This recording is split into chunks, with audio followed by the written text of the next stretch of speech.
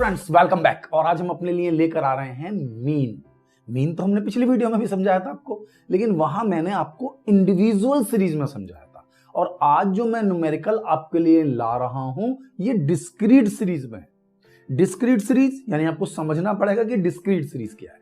यानी कि जिसके अंदर हमारे पास x और f यानी कि जो हमारे पास साइज और उसकी फ्रीक्वेंसी दोनों दी हुई हैं, तो इसका मतलब है कि ये डिस्क्रीट सीरीज है। यानी क्वेश्चन में चाहे आप मीन करें, मोड करें, मीडियन करें, मैं तो कहूं कुछ भी सॉल्व करें पूरी स्टेटिस्टिक्स में, सबसे पहला कंसेप्ट जो हमारा होना चाहिए वो सीरीज का ही होना चाहिए कि हमें इंडिविजुअल, डिस्क्रीट और कंटिन्यूअस की परफेक्ट नॉलेज है। तो इंडिविजुअल में केवल x था, सीरियल नंबर या रोल नंबर था, लेकिन डिस्क्रीट सीरीज में जो x है वो रोल नंबर, सीरियल नंबर नहीं है, वो साइज है, ठीक है ना, या आप मार्क्स कह सकते हैं, और फ्रीक्वेंसी है साथ में।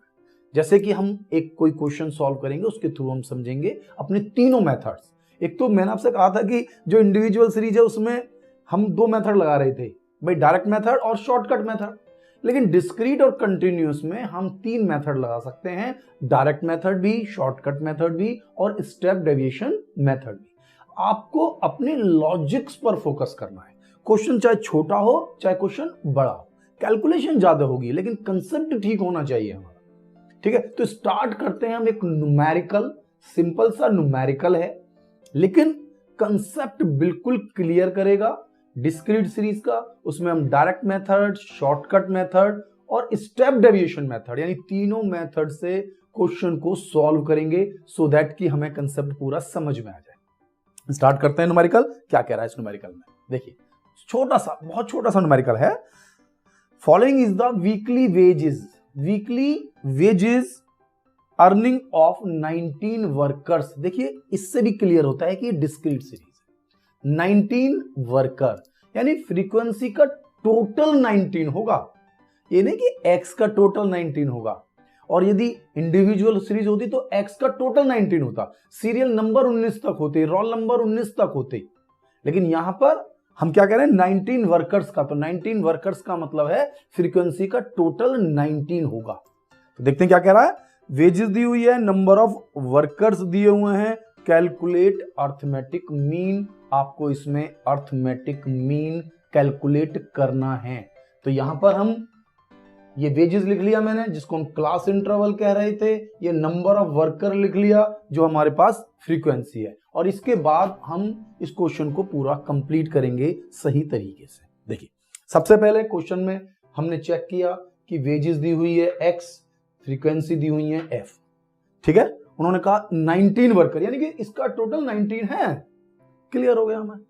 अगर इंडिविजुअल होती तो इसका टोटल 19 होता, टोटल नहीं, ये नंबर 19 होते, 1 2 3 4 5 6 7 8 इस तरह से 19 होते, ठीक है ना। तो समझने की कोशिश करें कि इंडिविजुअल और डिस्क्रीट सीरीज को कैसे समझें। तो डिस्क्रीट सीरीज समझ में आ गई। अब डिस्क्रीट सीरीज में अब आप कौन से मेथड का यूज करते हैं, अब यहां से स्टार्ट होता है। जैसे सबसे पहले हमने लिया डायरेक्ट मेथड। अब डायरेक्ट मेथड का जो फार्मूला है वो है summation x f upon n, यानी सिग्मा एक्स एफ या f x into n divide by n. तो यानी कि मेरे पास x है, मेरे पास f है, तो x और f की आपस में करूंगा मल्टीप्लाई, निकल के आ जाएगा xf। तो 10 इंटू 4 यानी 40, 20 इंटू 5 यानी 100, 30 इंटू 3 यानी 90, 40 इंटू 2 यानी 80, 50 इंटू 5 यानी कि 250। और अब मैंने इनका टोटल लिया, टोटल आया 560 और मीन निकालना बिल्कुल easy. 560 divided by n, n कितना है 90, भूलेंगे नहीं। डिस्क्रीट और कंटिन्यूअस सीरीज में यानी कि जब भी आपको f गिवन है, f कब होता है भैया, तो डिस्क्रीट में होगा या कंटिन्यूअस में होगा। तो जब भी f है तो n का मतलब f का टोटल होता है, ये आप हमेशा ध्यान। फार्मूले में आप इसकी जगह sigma F x upon sigma F लिखें या एन लिखें, एक ही बात है। ये नहीं कि कहीं कंफ्यूज हो जाओ, सर वहां तो सिग्मा एफ लिखा हुआ है, कोई बात नहीं, एफ लिखा हुआ है तो एफ लिखा हुआ है, एफ का टोटल करो या एन कहो, एक ही बात है। तो sigma x f upon n, तो ये टोटल हो गया 560 और एन है मेरे पास 19, डिवाइड कर दिया 29.47 और ये हमारा आंसर आ गया मीन का। आप किसी भी मेथड से सॉल्व क्यों ना कर रही हूं, आंसर यही आएगा। ठीक है, अब मैं इसी क्वेश्चन को मैं अलग अलग नहीं ले रहा हूं, जिससे कि आपको कंपेयरिंग भी हो, आंसर भी समझ में आए और मेथड में चेंजेस भी समझ में आए। तो मैं दूसरे मेथड को ले लेता हूं, ठीक है ना, शॉर्टकट मेथड। अब ये शॉर्टकट मेथड में क्या कह रहा है, वही एक्स वही एफ, सेम टू सेम है, ये एक्स एफ वही मैंने दोबारा लिखा है, उसी सेम एक्स को और उसी सेम एफ को, एक्स और एफ। अब ये क्वेश्चन दिया है यानी कि डिस्क्रीट सीरीज है। शॉर्टकट मेथड का फार्मूला वही जो इंडिविजुअल सीरीज में थे, वहां पर केवल सिग्मा एक्स था या एक्स एफ है, ठीक है ना, जहां भी यूज कर रहे हैं।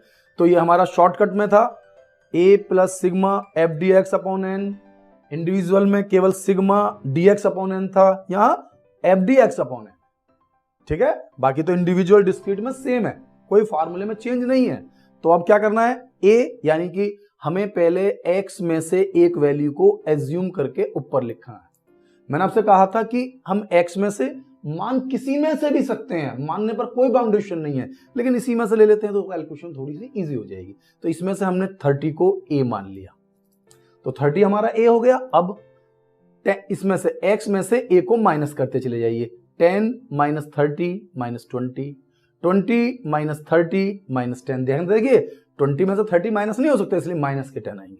30 में से 30 को माइनस किया 0, 40 में से 30 को माइनस किया तो 10 और 50 में से 30 माइनस किया तो 20, ये प्लस के हैं, ठीक है। वैसे तो इसका टोटल करेंगे तो 0 आएगा, लेकिन मुझे इससे मतलब नहीं है, क्योंकि जब डिस्क्रीट सीरीज होती है, क्या सीरीज होती है, डिस्क्रीट, तो उसमें dx का कोई रोल नहीं होता, fdx का रोल होता है।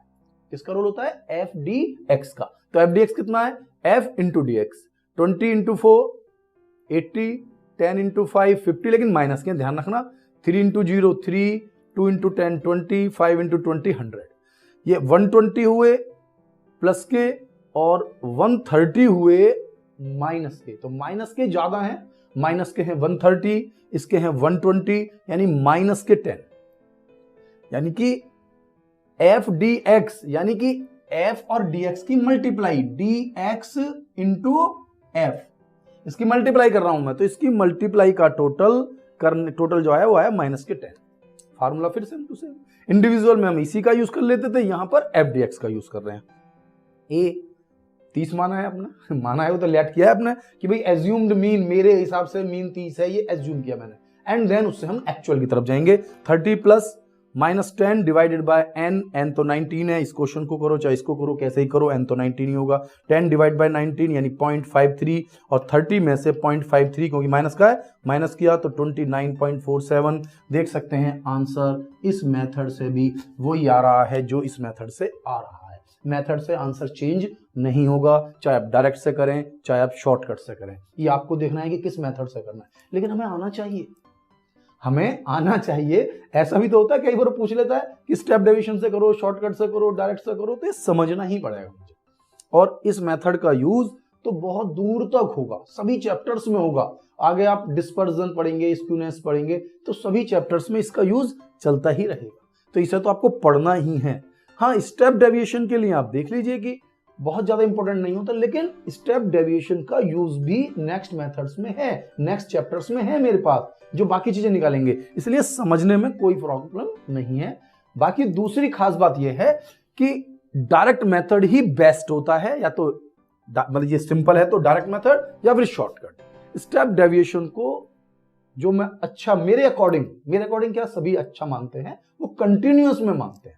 कंटिन्यूअस में तो बेटर हो सकता है, लेकिन डिस्क्रीट में ज्यादा बेटर नहीं माना जाता। तो आइए देखिए, अब मैं इसको स्टेप डेविएशन मेथड यानी पद विचलन रीति से सॉल्व करता हूं। क्या है, वही एक्स वही एफ, देख लीजिए same to same, x f, ऐसे ही मैंने दोबारा लिखा है क्वेश्चन को, एक्स दिया हुआ है, एफ दिया हुआ है ऑलरेडी क्वेश्चन के अंदर। अब मुझे करना है step deviation method. Step deviation method हमारा शॉर्टकट मेथड से ही होकर गुजरता है, यानी कि यहां पर हमने लिए थे dx, तो यहां भी आपको लेने हैं पहले dx, पहले इतना काम कर लीजिए।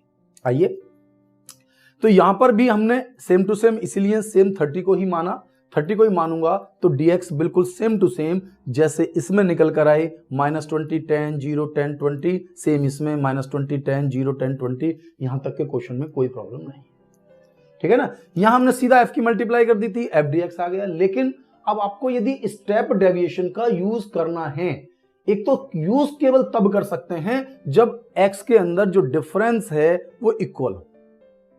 यदि ये डिफरेंस इक्वल नहीं है तो आप स्टेप डेविएशन का यूज कर ही नहीं सकते। इसीलिए इंडिविजुअल में तो मैंने मना ही कर दिया था आपको, डिस्क्रीट में भी इसका कोई ज्यादा यूज नहीं है, लेकिन कंटिन्यूअस में है। अब ये पढ़ लीजिए, कंटिन्यूअस भी सेम ही है, फार्मूले तो सबके सेम है।